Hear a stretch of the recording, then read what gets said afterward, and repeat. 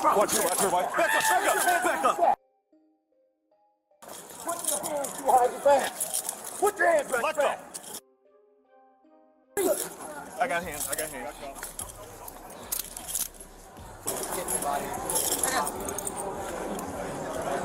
Victim had no vitals, no pulse, and suffered a single gunshot wound to the right side of the head. This is the story of Jamal Broom, also known as Tahiry Broom, a transgender lady who was shot and killed while she was providing an escort service to a down-low man named Robert Ridges. It's a young lady, I believe, laying on the ground. She learned this process. After his sexual encounter with Jamal, he decided to kill her so that no one finds out about his true sexual preference. He could not risk Jamal telling people about what transpired between them. Witnesses heard the duo arguing about something before Robert pulled the trigger. Police were confused and had a lot of unanswered questions regarding the crime. They wondered what caused the argument between them before Robert shot Jamal. Yeah, so I do not believe anything that comes out of his mouth. You go by the evidence, it suggests that he sought after both black females to include the transgender community. And so I believe that now that this has happened, he wants to try to distance himself from that reality. But no, he knew. I believe it was possibly maybe even a motive of a robbery as well, because when he was interviewed, turned out he didn't have any money. So, how is he going to pay for services, if you will? And so, but he's carrying a handgun. And so a lot of different variations of what could have happened. But to answer your question, I do not believe for 1 minute that he not knew that Jamal was transgender. Hello and welcome to Twisted Crimes. Subscribe and hit the like button for more stories. Jamal Broom, aged 29, was from Cleveland, Ohio. Jamal was born a man but decided to transition into a lady, so she earned the name Tahiry Broom. Being part of the LGBTQ was something that made her happy. She became fulfilled and productive in the society after she became a trans lady. Jamal was said to be a down-to-earth person whom people liked to be around.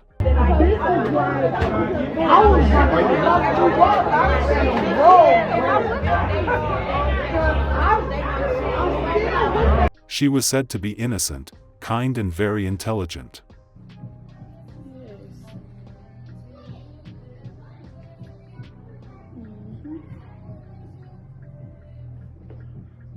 She decided to start her OnlyFans account where she made some money. After careful thoughts, she decided to become an escort too, so she can make some more money on the side.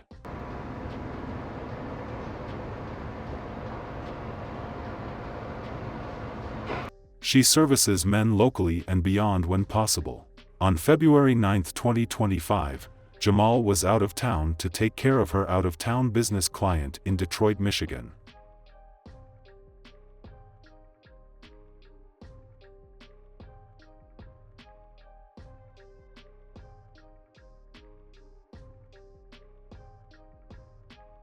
She put her profile out there along many other escort and expected business to boom, and yes it did, but not the way she wanted it. 28-year-old Robert Ridges III was the one on the other side of the line when the phone rang. He had rang 33 other black escorts prior to ringing Jamal. Jamal told him she was available for a rumble and they agreed to meet. After they met and probably worked out on the bed together, Robert realized he needed to do something to hide his identity, so he pulled out his gun and shot Jamal. Officers responded to reports of an unresponsive person lying in the snow face down. Upon arrival, they discovered Jamal Broom had been shot in the head. After some investigation, they were able to find out who was behind it. They tracked him to his apartment where they found the gun used in the murder. Shortly after that, they tracked him down to the MGM Grand Casino in Detroit where they took him into custody. Watch her. Back up. Put your hands behind your back. Put your hands behind your back. I got hands.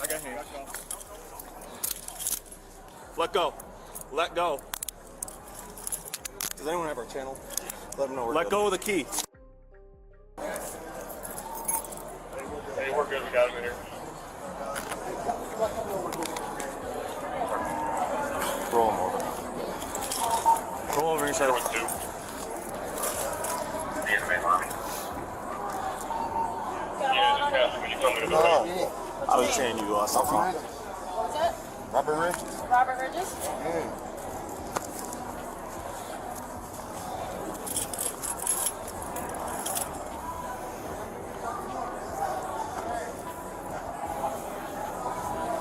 I'll double check once we stand up. All right, stand up.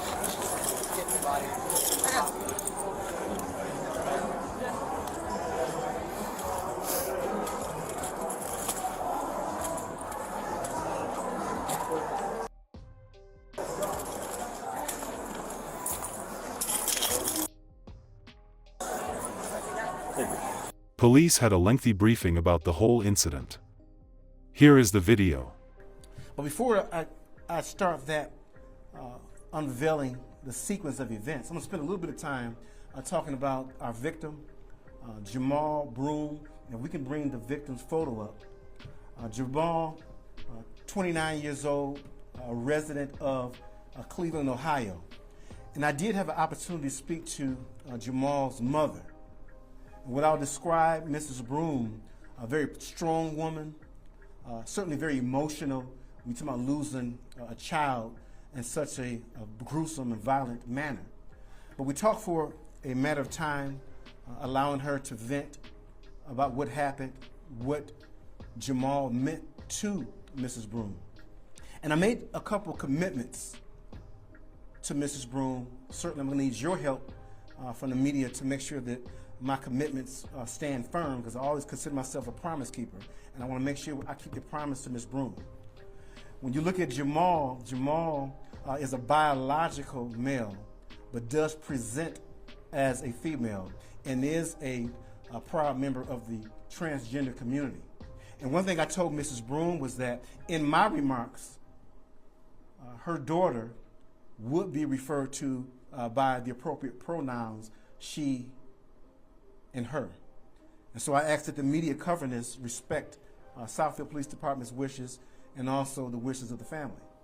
The second thing I promised Mrs. Broom, and I know we have to put accurate information out anytime that we conduct our investigations, but when you hear my sequence of events, you're going to learn that Jamal was a sex worker, and certainly not a legal profession, but my commitment to Mrs. Broom was that the fact that Jamal was a sex worker would not be the focus of the sequence of events, because no matter what line of work Jamal was in, this shouldn't have happened.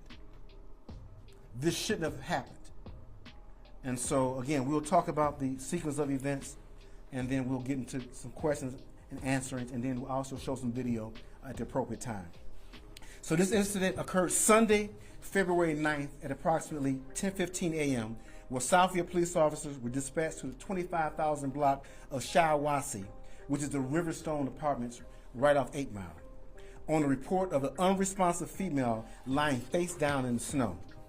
Southfield Dispatch advised responding officers that a witness heard a loud noise and observed a light-complected male running and enter a bluish-gray vehicle, which ultimately we discovered belonged to our victim.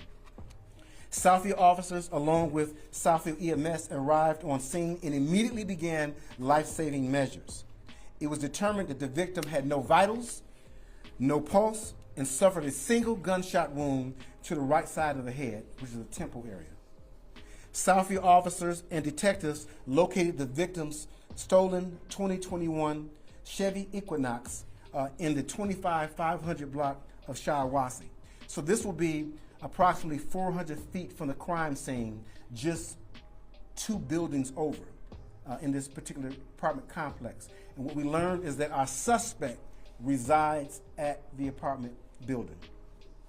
Officers and detectives observed one spent 9mm casing lying in the snow with the victim's state of Ohio driver's license and damaged cell phone.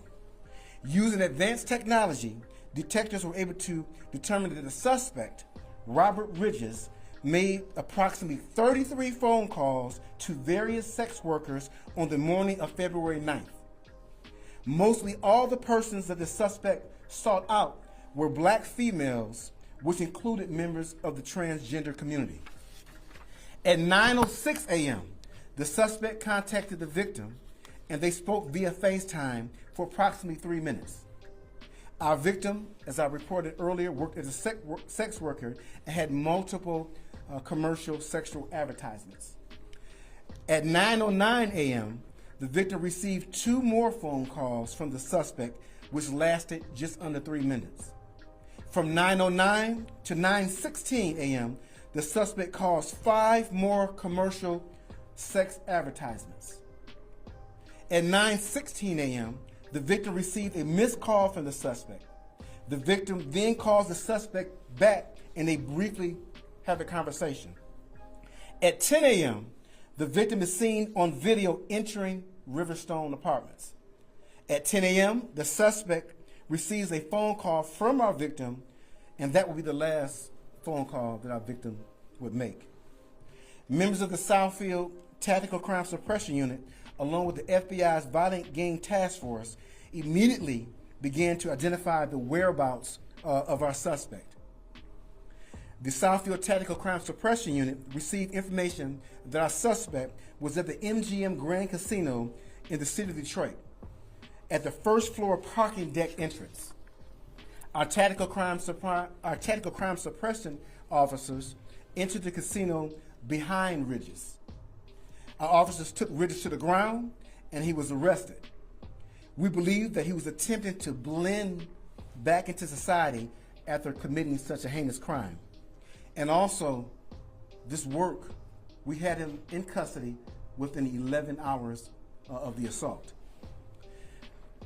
Our detectives interviewed Ridges, and he made several admissions that he acted alone and attempted to provide an explanation as to why this tragic incident occurred.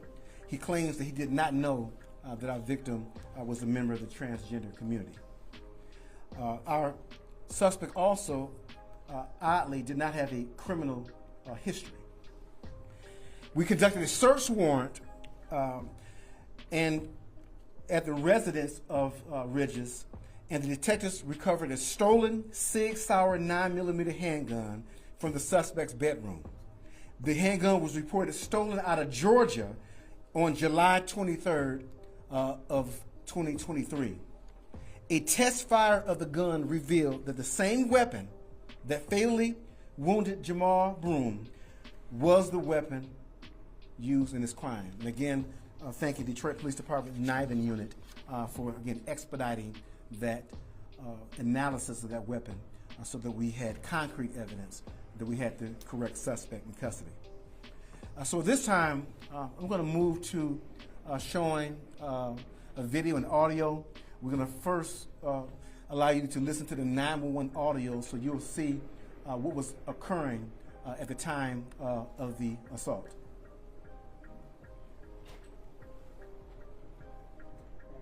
9/2025 10/16/58. Yes, I need, put some heat to,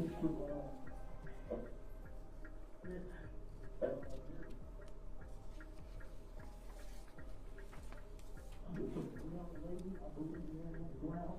She's unresponsive. I believe on my apartment. I heard a loud noise. I think she shot. I think the dude, her phone to her. I think the dude running. And oh my God. She actually took him on for the he's the white kid dude. I think a green type of car with the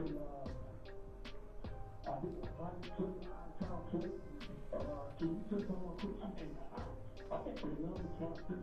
Okay, she bleeding something she can say? I think she bled face now. I see blood a little bit. I heard a loud noise. I didn't know what it was. I was breathing it. But I get my time. I guess she got shot. But I had to get my count. I don't know. Oh my gosh.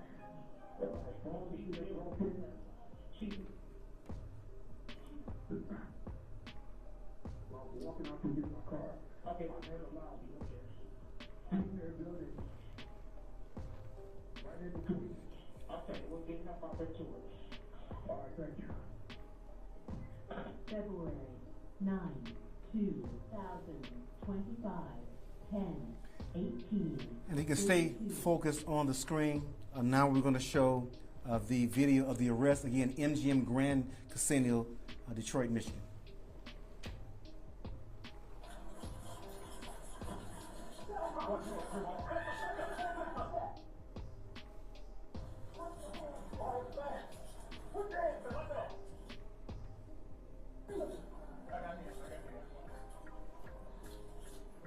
Let go. Let go. Let go of the keys.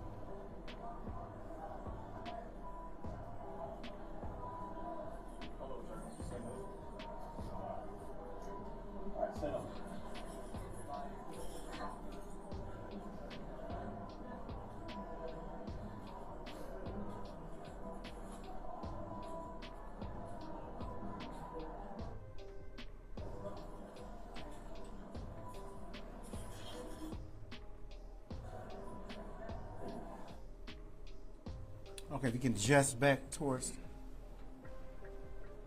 me. And as I always say, it's the reason why I always show how we bring these violent suspects in custody, because we do it with professionalism, despite the manner in which they committed crimes.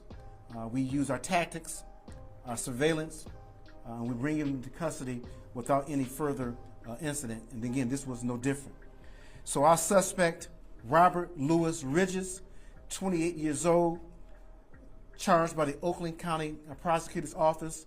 Count 1, murder, second degree. Count 2, felony firearm. Count 3, carrying a concealed weapon. Issued no bond. Next court date, February 26th at 1:30 p.m. And so the next slide I'm going to show you is the weapon and then the other ballistic evidence that will be recovered as a result of the search warrant from this home. Yeah, so it was a pretty complicated surveillance operation. So after the initial assault, he took Jamal's vehicle, again, drove it around the opposite side of the complex, which was an attempt to escape. He parked that vehicle, we believe, went inside of his apartment and then hid that weapon.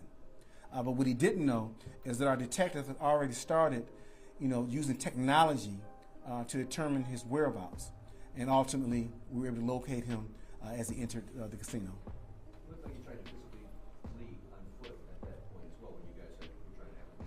Yeah, I think we did a good job of surprising him, but I think he may have heard the footsteps coming and tried to run. But as you see, our officers did a great job of tackling him to the ground and ultimately putting him in handcuffs. Now, you said the suspect was trying to tell you guys that his motive was he didn't know Jamal was transgendered, but do we believe that, or do we think he was looking for a transgender person from all of the calls that he made? Yeah, so I do not believe anything that comes out of his mouth. You go by the evidence, it suggests that he sought after both black females to include the transgender community. And so I believe that now that this has happened, he wants to try to distance himself from that reality. But no, he knew.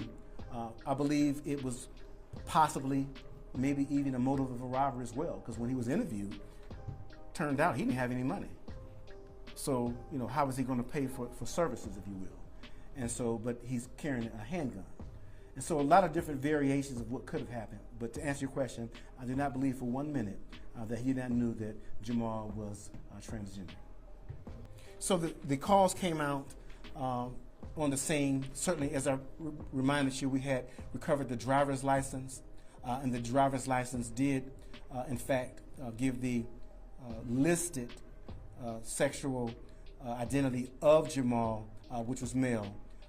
But again, Jamal did present as a female. So that's how we were able to find out very quickly that there was a transgender member of the community who was a victim of this violent crime. Her family was devastated about the incident. She was mourned by her family who missed her. Well, today, 7 News Detroit reporter Christiana Ford learning more about the victim, talking to her family about the impact she made on their lives. It's like one of those things, like you don't know what to feel. Like you want to be angry, you want to be sad, you want to cry, you want to scream, like you want to do. It's a big ball of emotion. Even after the arrest of the person police believe is responsible, Robert Ridges III, there are still a lot of questions going through her aunt Patricia Bender's mind. Like you just want to know why. Like, why did you do that? Why do you feel like she deserved for that to happen? You know, and then that way and that magnitude.